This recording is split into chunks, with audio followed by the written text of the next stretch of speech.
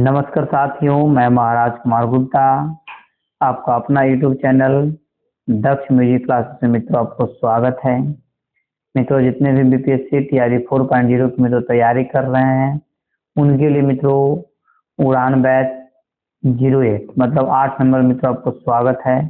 मित्रों, इस चैनल पर प्रतिदिन रात्रि 8 बजे जैसे म्यूजिक की एमसीक्यू क्लास लिए जाते हैं। प्रतिदिन क्लास को जरूर ज्वाइन करें। और साथियों, बिना समय गवाए हुए आज के पहले प्रश्न पर बारीकी से खेल कीजिए। ठीक है।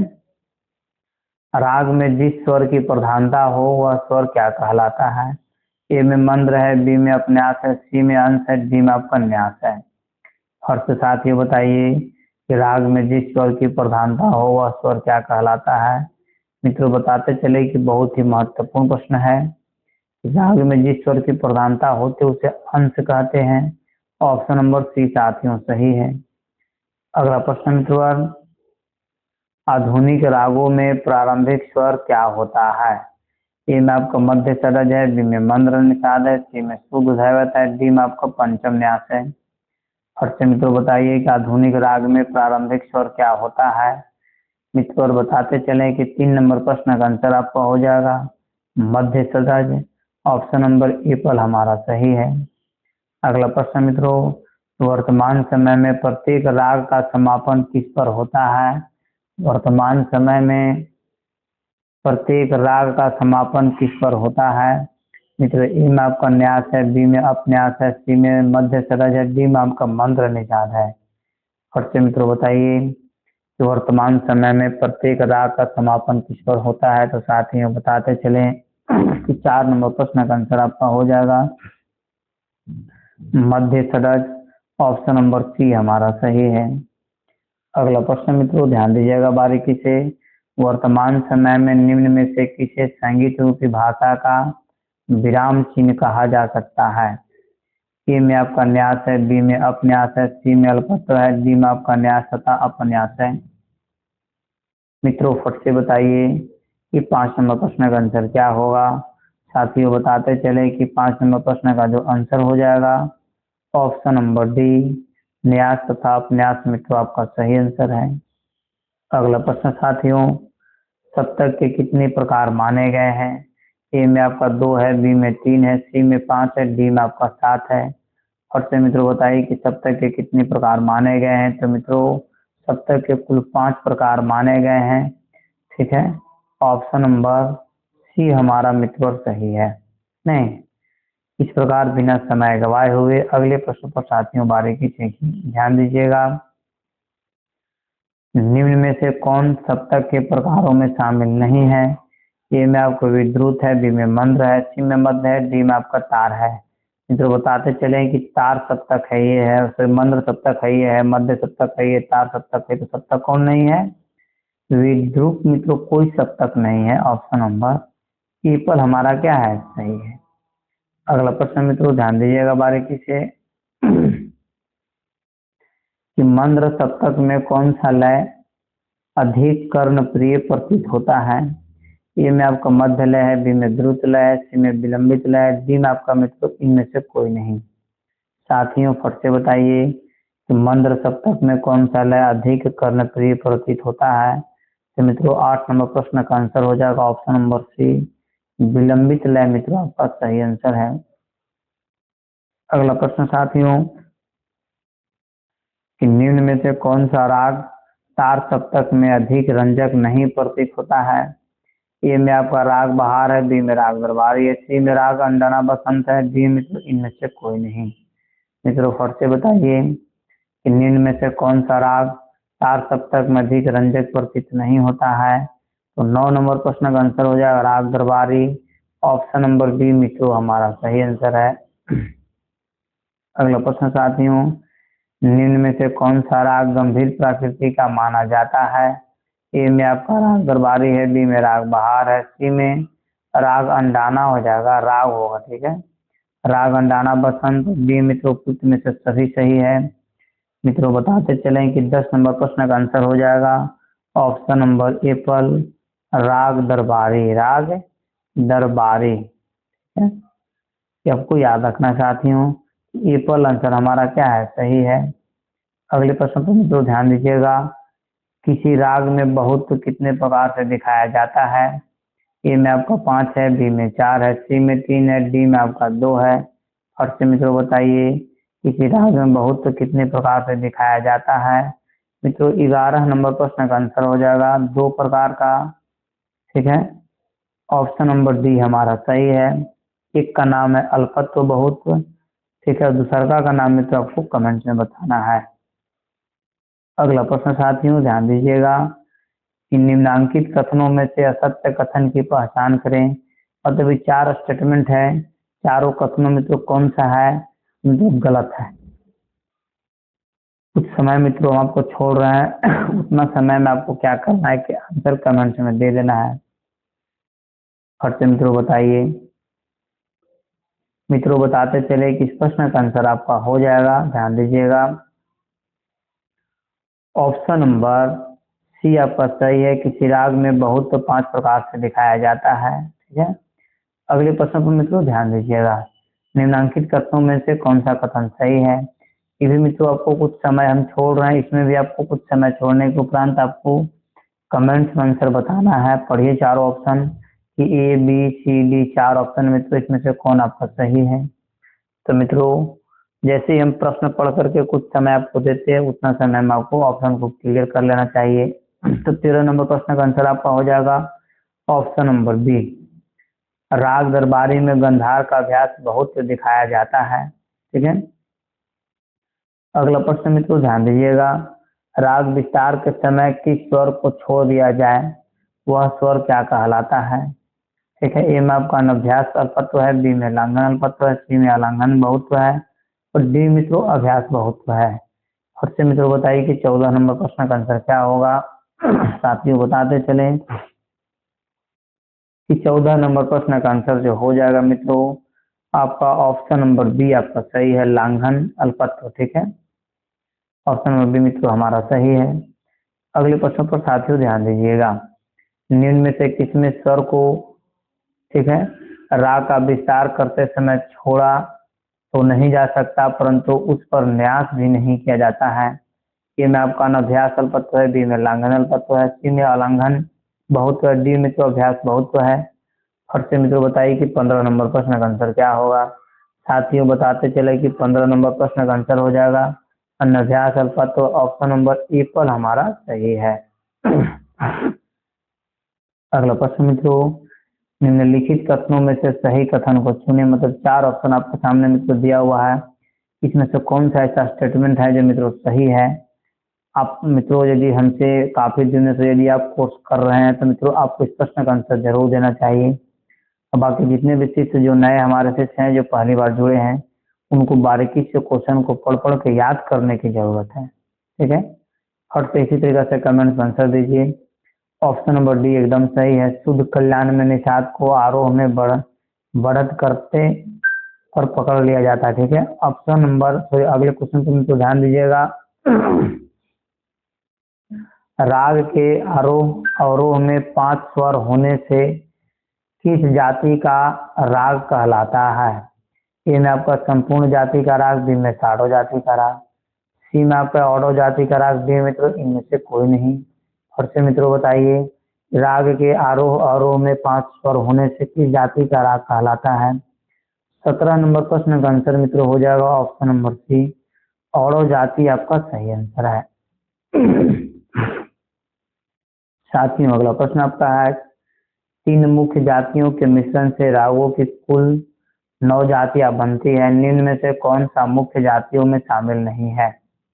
ए में आपका संपूर्ण है, बी में स्थायी है, सी में साडो है, डी में आपको आडो है। और से मित्रों बताइए कि चारों में से कौन सा है जो मित्रों संपूर्ण जाति जाति के अंतर्गत मित्रों शामिल नहीं आता है। तो मित्रों बहुत ही इजी प्रश्न है, बहुत ही आसान है, एग्जाम में पूछे जाने वाला प्रश्न मित्रों। अस्थाई मित्रों कोई आपको जाति नहीं है। ऑप्शन नंबर बी आपका क्या है सही है। अगला प्रश्न साथियों जिन स्वरों में दो श्रुतियों का अंतर पाया जाता है वे परस्पर क्या कहलाते हैं? वादी स्वर, समवादी स्वर, सी में आपका विवादी स्वर, डी में विरोधी स्वर। और से मित्रों बताइए कि जिन स्वरों में दो श्रुतियों का अंतर पाया जाता है वे परस्पर क्या कहलाते हैं। मित्रों 19 नंबर प्रश्न का आंसर हो जाएगा, उसे विरोधी स्वर कहते हैं। ऑप्शन नंबर डी साथियों सही है। अगला प्रश्न मित्रों, संगीत समय सार के अनुसार, ठीक है, प्रच्छदानियों वादी टोपियों अनुवादी स्वर किस रूप में राग का सौंदर्य वर्धन वर्णन यहाँ पर होगा, वर्णन करते हैं। ए में आपका है राजा की भूमिका में, बी में मंत्री की भूमिका में, सी में प्रजा की भूमिका में, डी में आपका विवादी के रूप में। मित्रों बताते चले कि 20 नंबर प्रश्न का आंसर जो हो जाएगा मित्रों, यह राजा की भूमिका के रूप में मित्रों अवलोकन करता है। ऑप्शन नंबर ए पर हमारा सही आंसर है। अगला प्रश्न है कि वर्णों का क्रमानुसार वह नियमित प्रयोग क्या कहलाता है। ए में आपका आलाप है, बी में अलंकार है, सी में तान विविधता है, डी में आपका गमक है। और से मित्रों बताइए वर्णों का क्रमानुसार नियमित प्रयोग क्या कहलाता है। तो मित्रों 21 नंबर प्रश्न का आंसर आपका हो जाएगा ऑप्शन नंबर बी अलंकार, मतलब ऑप्शन नंबर बी आपका क्या है, सही है। अगला प्रश्न मित्रों ध्यान दीजिएगा, वर्ण कितने प्रकार के होते हैं। 8, 7, 5, 4। फट से मित्रों बताइए कि संगीत में वर्ण कितने प्रकार के होते हैं। मित्रों बताते चले कि संगीत में मित्रों वर्ण जो होते हैं वो आपको जो मित्रों बहुत ही इजी है और 4 प्रकार के होते हैं। ऑप्शन नंबर डी मित्रों क्या है, सही है। नहीं, इस प्रकार साथियों अगले प्रश्न पर ध्यान दीजिएगा। एक ही स्वर को एक या अधिक बार लगाना क्या कहलाता है। ए में आपका आरोही वर्ण है, बी में अवरोही वर्ण है, सी में स्थायी वर्ण है, डी में आपका संचारी वर्ण है। और से मित्रों बताइए एक ही स्वर को एक या एक से अधिक बार लगाना क्या कहलाता है। तो मित्रों एक ही स्वर को एक या एक से अधिक बार लगाने को मित्रों अस्थायी वर्ण बोलेंगे। ऑप्शन नंबर सी क्या है, सही है। अगला प्रश्न मित्रों जो आपको कमेंट में आंसर देना है, संचारी वर्ण के संबंध में कौन सा कथन सत्य है। फट से मित्रों बताइए कि संचारी वर्ण के संबंध में कौन सा कथन सत्य है। चारों का चारों ऑप्शन मित्रों आपके सामने उपलब्ध है, आप जैसे कमेंट्स में जरूर बताइए कि इसमें से कौन सा ऑप्शन है जो मित्रों सत्य है, सही है। तो मित्रों 24 नंबर प्रश्न का आंसर हो जाएगा ऑप्शन नंबर डी आलाप में अस्थाई आरोही एवं अवरोही तीनों ही वर्ण का मिश्रित प्रयोग संचारी वर्ण कहलाता है। ऑप्शन नंबर डी साथियों क्या है, सही है। नहीं, इस प्रकार मित्रों अगले प्रश्न पर ध्यान दीजिएगा कि निम्न में से कौन गमक के प्रकारों में शामिल नहीं है। ए में आपके जमजमा है, बी में पुरिया है, सी में घसीट है, डी में आपका मुर्की है। फट से बताइए मित्रों कि निम्न में से कौन गमक के प्रकारों में शामिल नहीं है। तो मित्रों 25 नंबर प्रश्न का आंसर आपका हो जाएगा पुरिया। ऑप्शन नंबर डी हमारा क्या है, सही है, ठीक है। अगला प्रश्न मित्रों कि पंडित सारंग देव ने गमक के कितने प्रकार बताए हैं। ए में आपका 15 है, बी में 21 है, सी में 27 है, डी में आपका 32 है। और से मित्रों बताइए कि पंडित सारंग देव ने गमक के कितने प्रकार बताए हैं। मित्रों बहुत ही अत्यंत महत्वपूर्ण प्रश्न है। 26 में प्रश्न का आंसर हो जाएगा मित्रों गमक के कुल 15 प्रकार हैं, ठीक है। ऑप्शन नंबर ए पर क्या है, गमक कुल कितने हैं, तो 15 हैं। अगला प्रश्न मित्रों ध्यान दीजिएगा, संगीत रत्नाकर में कितने अस्थाई बताए गए हैं। ए में 75 है, बी में 86 है, सी में 96 है, डी में आपका 100 है। और से मित्रों बताइए कि संगीत रत्नाकर में कितने अस्थाई बताए गए हैं। मित्रों 27 में प्रश्न का आंसर हो जाएगा 96, 96 अस्थाई मित्रों बताए गए हैं। इस प्रकार साथियों अगले प्रश्न पर ध्यान दीजिएगा। अगला प्रश्न आपका है क्रियाओं के मध्य का अवकाश या विश्रांति क्या कहलाती है। ए में आपका तान है, बी में आलाप है, सी में श्रुति है, डी में आपका लय है। फट से मित्रों बताइए कि क्रियाओं के मध्य का अवकाश या विश्रांति क्या कहलाती है। मित्रों 28 नंबर प्रश्न का आंसर आपका हो जाएगा ऑप्शन नंबर डी लय कहलाती है। अगला प्रश्न मित्रों ध्यान दीजिएगा बारीकी से, भारतीय संगीत में कितने प्रकार के लय माने गए हैं।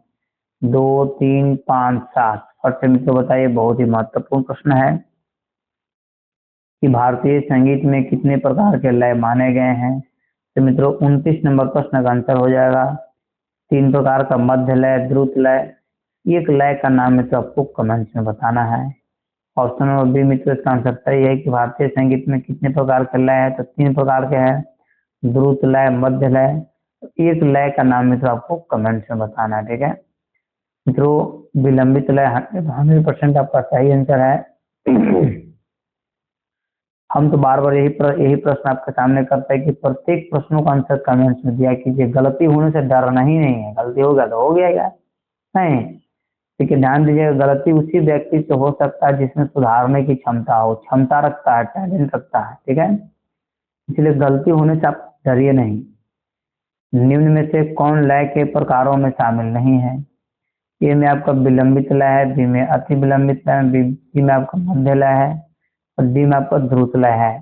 फट से मित्रों बताइए इस प्रश्न का आंसर क्या होगा। तो मित्रों लय आपका 3 प्रकार का है, तो इसमें से कौन है जो लय नहीं है। 30 नंबर प्रश्न का आंसर हो जाएगा अति विलंबित कोई लय नहीं है मित्रों। ऑप्शन नंबर बी हमारा क्या है, सही है। अगले प्रश्न पर मित्रों हम लोग ध्यान देंगे कि लय के आधार पर भारतीय संगीत में असंख्य तालों का निर्माण कितने प्राणों के आधार पर हुआ है। ए में आपका 5 है, बी में 8 है, सी में 10 है, डी में आपका 12 है। और से मित्रों बताइए कि लय के आधार पर भारतीय संगीत में असंख्य तालों का निर्माण कितने प्रकार के आधार पर हुआ है। तो मित्रों 31 नंबर प्रश्न का आंसर आपका हो जाएगा ऑप्शन नंबर सी 10 आंसर मित्रों आपका क्या है, सही है, ठीक है। इस प्रकार साथियों अगले प्रश्न पर ध्यान दीजिएगा। निम्न में से कौन प्राण के प्रकार में शामिल है। ए में आपका सम है, बी में ताली है, सी में खाली है, डी में आपका मार्ग है। और से मित्रों बताइए कि निम्न में से कौन प्राण के प्रकारों में शामिल है। तो मित्रों 32 नंबर प्रश्न का आंसर हो जाएगा ऑप्शन नंबर डी मार्ग मित्रों आंसर आपका सही है। अगला प्रश्न साथियों ध्यान दीजिएगा। निम्न में से कौन प्राण के प्रकार में शामिल नहीं है। ए में आपका सम है, बी में मार्ग है, डी में यति है और सी में यति है, डी में आपका काल है। और से मित्रों बताइए कि निम्न में से कौन प्राण के प्रकारों में शामिल नहीं है। तो मित्रों 33 नंबर प्रश्न का आंसर आपका हो जाएगा ऑप्शन नंबर ए फल सम आपका मित्रों सही आंसर है। अगला प्रश्न मित्रों निम्न में से कौन निबंध गान के उदाहरण नहीं है। ए में आपका प्रबंध है, बी में आलाप है, सी में धमार है, डी में आपका दादर है। और से मित्रों बताइए कि निम्न में से कौन निबंध गान के उदाहरण नहीं है। तो मित्रों 34 नंबर प्रश्न का आंसर आपका हो जाएगा ऑप्शन नंबर बी आपका मित्रों सही है, आलाप, ठीक है। मित्रों अगले प्रश्न पर बारीकी से केयर कीजिएगा जो कि आपके स्क्रीन पर मित्रों प्ले हो रहा है। प्रश्न आपका है किस कोटि की बंदिश राग का संपूर्ण ढांचा प्रस्तुत करने में सक्षम होती है। ए में आपका निम्न कोटि का बंदिश, बी में मध्य कोटि का बंदिश, सी में मित्रों उच्च कोटि का बंदिश, डी में मित्रों उपयुक्त में से सभी सही है। मित्रों बताते चले कि 35 नंबर प्रश्न का आंसर हो जाएगा ऑप्शन नंबर बी मध्य कोटि का मित्रों बंदिश 100% आपका सही आंसर है। साथियों अगले प्रश्न पर बारीकी से केयर कीजिएगा। अगला प्रश्न आपका है हिंदी साहित्य में कितने स्थायी भावों की चर्चा है। ए में 5 है, बी में 9 है, सी में 12 है, डी में आपका 15 है। और से मित्रों बताइए कि हिंदी साहित्य में कितने स्थायी भावों की चर्चा है। तो मित्रों 36 नंबर प्रश्न का आंसर आपका हो जाएगा 15, मतलब ऑप्शन नंबर डी हमारा क्या है, सही है। अगला प्रश्न मित्रों कि रति भाव से किस रस की उत्पत्ति मानी जाती है। ए में आपका वीर रस है, बी में आपका अद्भुत रस है, सी में हास्य रस है, डी में आपका श्रृंगार रस है। मित्रों फट से बताइए कि रति भाव से किस रस की उत्पत्ति मानी जाती है। तो मित्रों 37 नंबर प्रश्न का आंसर हो जाएगा श्रृंगार रस, ऑप्शन नंबर डी हमारा सही आंसर है। उत्पत्ति के आधार पर दिए गए भाव रस युग्मों में से असत्य युग्म की पहचान करें। ए में आपका सुख करुण है, बी में क्रोध और भयानक है, सी में विस्मय और अद्भुत है, डी में तो निर्वेग और शांत है। और से मित्रों बताइए कि 38 नंबर प्रश्न का आंसर क्या होगा। मित्रों बताते चले कि 38 नंबर प्रश्न का आंसर आपका हो जाएगा ऑप्शन नंबर बी क्रोध और भयानक, ठीक है, यही मित्रों असत्य युग्म है। अगला प्रश्न आपका है निम्नांकित में से किस रस को वर्तमान समय में कहीं कहीं दशम रस के रूप में माना जाता है। ए में आपका विष रस, बीच में सॉरी ए में वीर रस, बी में हास्य रस, सी में रौद्र रस, डी में वात्सल्य रस। मित्रों फट से बताइए कि 39 नंबर प्रश्न का आंसर क्या होगा। मित्रों 39 नंबर प्रश्न का आंसर हो जाएगा वात्सल्य रस। ऑप्शन नंबर डी हमारा सही है। अगला प्रश्न मित्रों, करुण रस की उत्पत्ति किस रस द्वारा होती है। ए में आपका मध्यम एवं पंचम द्वारा, बी में सदज एवं ऋषभ द्वारा, सी में मित्रों गंधार व निषाद द्वारा, डी में आपका धैवत द्वारा। और से मित्रों बताइए करुण रस की उत्पत्ति किस स्वर द्वारा होती है। तो मित्रों 40 नंबर प्रश्न का आंसर हो जाएगा ऑप्शन नंबर सी, गंधार व निषाद द्वारा। ऑप्शन नंबर सी मित्रों आपका सही है। अगला प्रश्न मित्रों ध्यान दीजिएगा, विभत्स व भयानक रस की उत्पत्ति किस स्वर द्वारा होती है। ए में आपका मध्यम स्वर, बी में पंचम स्वर, सी में निषाद स्वर, डी मित्रों आपका धैवत स्वर। मित्रों फट से बताइए कि 41 में प्रश्न का आंसर क्या होगा। मित्रों 41 में प्रश्न का आंसर आपको हो जाएगा धैवत स्वर। ऑप्शन नंबर डी हमारा सही आंसर है। अगला प्रश्न मित्रों ध्यान दीजिएगा, ऋषभ स्वर द्वारा किस रस की उत्पत्ति होती है। ए में आपका अद्भुत रस, बी में श्रृंगार रस, सी में हास रस, डी में आपका मित्रों वीर रस। मित्रों फट से बताइए कि 42 में प्रश्न का आंसर क्या होगा। मित्रों ऋषभ स्वर द्वारा जो मित्रों रस की उत्पत्ति है उसका नाम आपका है अद्भुत रस। ऑप्शन नंबर ए पर क्या है सही है। अगला प्रश्न मित्रों ध्यान दीजिएगा, हिंदुस्तानी संगीत पद्धति में स्वरों के अनुसार कितने वर्ग बनाकर उनमें रसों का समावेश बताया गया है। ए में आपका 2 है, बी में 3 है, सी में 4 है, डी में आपका 5 है। फट से मित्रों बताइए कि हिंदुस्तानी संगीत पद्धति में स्वरों के अनुसार कितने वर्ग बनाकर उसमें रसों का समावेश बताया गया है। तो मित्रों 43 में प्रश्न का आंसर हो जाएगा 3। ऑप्शन नंबर बी मित्रों क्या है सही आंसर है। ठीक है, इस प्रकार साथियों अगले प्रश्न पर ध्यान दीजिएगा कि निम्नांकित में से कौन सी लय हास्य एवं श्रृंगार रस की पोषक है। ए में आपका विलंबित लय है, बी में द्रुत लय है, सी में मध्य लय है, डी मित्रों अति द्रुत लय है। मित्रों फट से बताइए कि 44 में प्रश्न का आंसर क्या होगा। साथियों बताते चले कि 44 में प्रश्न का हो जाएगा मध्य लय। ऑप्शन नंबर सी मित्रों हमारा सही है। अगले प्रश्न पर मित्रों ध्यान दीजिएगा, वीर रौद्र एवं अद्भुत रसों का पोषक किस लय को माना जाता है। और से मित्रों बताइए कि वीर रौद्र एवं अद्भुत रसों का पोषक किस लय को माना जाता है। ए में आपका है द्रुत लय को, बी में अति द्रुत लय को, सी में विलंबित लय को, डी मित्रों अति विलंबित लय को। मित्रों बताइए कि 45 में प्रश्न का आंसर क्या होगा। साथियों बताते चलें कि 47 में प्रश्न का आंसर हो जाएगा द्रुत लय। ऑप्शन नंबर ए पर मित्रों हमारा सही आंसर है। लास्य क्या है, लास्य क्या है। ए में आपका है रस का एक प्रकार है, बी मित्रों नृत्य का एक प्रकार है, सी में आलाप का एक प्रकार है, डी मित्रों भाव का एक प्रकार है। और से मित्रों बताइए कि लास्य क्या है। मित्रों फटाफट कमेंट्स में आंसर दीजिए कि लास्य क्या है। मित्रों फट से बताइए कि इस प्रश्न का आंसर क्या होगा। तो मित्रों 46 नंबर प्रश्न का आंसर हो जाएगा ऑप्शन नंबर बी। लास्य जो है मित्रों यह नृत्य का एक प्रकार है। ऑप्शन नंबर बी मित्रों हमारा सही आंसर है। अगला प्रश्न मित्रों, निम्नलिखित में से किसके माध्यम से एक गायक एक ही राग में एक ही स्वरों व शब्दों द्वारा विभिन्न भावों की उत्पत्ति कर पाता है। सी में आपका मित्रों ऑप्शन है काको भेद के माध्यम से, बी में आलाप के माध्यम से, सी में लय के माध्यम से, डी मित्रों वाद्य यंत्रों के माध्यम से। मित्रों फट से बताइए कि 47 में प्रश्न का आंसर क्या होगा। मित्रों 47 में प्रश्न का आंसर हो जाएगा काको भेद के माध्यम से। ऑप्शन नंबर ए पर हमारा सही आंसर है।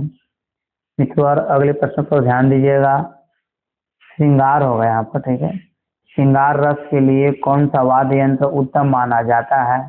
ए में आपका वीणा है, बी में वायलिन है, सी में सारंगी है, और डी में जो मित्रों आपका ऑप्शन है सितार है। मित्रों फट से बताइए कि 48 में प्रश्न का आंसर क्या होगा।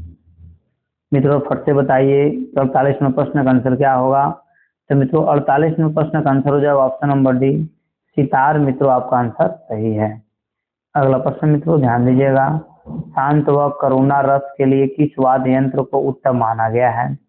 ए में शहनाई, बी में बीना, सी में सितार, डी में आपका बांसुरी है। फट से मित्रों बताइए कि शांत व करुणा रस के लिए किस वाद्य यंत्र को उत्तम माना गया है? तो मित्रों 49 नंबर प्रश्न का आंसर आपका हो जाएगा ऑप्शन नंबर बी, बीना। मित्रों आपका क्या है? सही है। बीना मित्रों सबसे प्राचीन वाद्य यंत्र भी है, नहीं, माता सरस्वती का वाद्य यंत्र है। शांत और करुणा रस के लिए किस वाद्य यंत्र को उत्तम माना गया? तो बीना को। अगला प्रश्न मित्रों ध्यान दीजिएगा कि कुशल गायक को किसका सूक्ष्म अभ्यास अपेक्षित है? स्वर साधना, ताल साधना, अंत साधना या सौष्ठ साधना? फट से मित्रों बताइए। तो जो कुशल गायक होता है, ठीक है, तो जो किसका जैसे सूक्ष्म अभ्यास अपेक्षित है? तो 50 नंबर प्रश्न का मित्रों स्वर साधना अवश्य आवश्यक है। एक कुशल गायक वही है जो मित्रों प्रतिदिन स्वर साधना करता है, तभी मित्रों वह जैसे अच्छे तरीके से गायन वादन कर सकता है। मित्रों 51 नंबर प्रश्न पर बारीकी से क्लियर कीजिएगा कि राग विशेषज्ञ के अंतर्गत स्वर रचित रचना को मनोमुग्धकारी होती है, उसे क्या कहते हैं? ए में आपका सरगम है, बी में बंदिश है, सी में धुन है, डी में आपका मित्रों गीत है। फट से मित्रों बताइए कि इस प्रश्न का आंसर क्या होगा, क्योंकि मित्रों यह प्रश्न बार बार मित्रों एग्जाम में पूछा हुआ प्रश्न है। तो मित्रों बताते चले कि 51 नंबर प्रश्न का आंसर हो जाएगा बंदिश। ऑप्शन नंबर बी आपका साथियों क्या है? सही है, नहीं। इस प्रकार मित्रों अगले प्रश्न पर ध्यान दीजिएगा। युगल रूप से गायन वादन, गायन अथवा वादन की क्रिया को क्या कहते हैं? समूह गायन, जुगलबंदी, जोड़बंदी या कोरस? मित्रों बहुत ही महत्वपूर्ण प्रश्न है। इसको जितना भी ज्यादा महत्वपूर्ण किया जाए, कहा जाए, उतना कम पड़ेगा। और मित्रों यह आज की क्लास का मित्रों यह अंतिम प्रश्न भी है कि युगल रूप से गायन अथवा वादन की क्रिया को क्या कहते हैं? तो मित्रों 52 नंबर प्रश्न का आंसर मित्रों हो जाएगा जुगलबंदी। युगल मतलब होकर करता जोड़ा, नहीं, युगलबंदी, ठीक है। तो ऑप्शन नंबर बी मित्रों क्या है? सही है। इस प्रकार मित्रों आज का क्लास यहीं पर समाप्त किया जा रहा है। मित्रों यदि आप इस चैनल पर पहली बार विजिट कर रहे हैं तो मित्रों इस चैनल को सब्सक्राइब कीजिए, लाइक कीजिए, शेयर कीजिए और कमेंट्स कीजिए। और मित्रों यदि आप जैसे बीपीएससी क्वालिफाई होना चाहते हैं, स्टेट क्वालिफाई होना चाहते हैं, मतलब किसी प्रकार से मित्रों म्यूजिक का कोर्स करना चाहते हैं, तो मित्रों आप दिए हुए नंबर के माध्यम से मित्रों आप हमसे कांटेक्ट करें। मित्रों तत्काल आपको जैसे संपूर्ण पीडीएफ विद नोट कॉपी मित्रों और प्रतिदिन लाइव क्लास मित्रों आपको प्रोवाइड करवाया जाएगा। आप एक बार जरूर जैसे हमसे कांटेक्ट करें, ताकि जिस तरीके से हजारों हजार छात्र जैसे मित्रों इस चैनल के माध्यम से सफल हुए हैं, मित्रों आपको भी सफलता निश्चित रूप से मिलेगा। तब तक स्वस्थ रहिए, मस्त रहिए और एक बार प्रेम से बोलिए भारत माता की जय।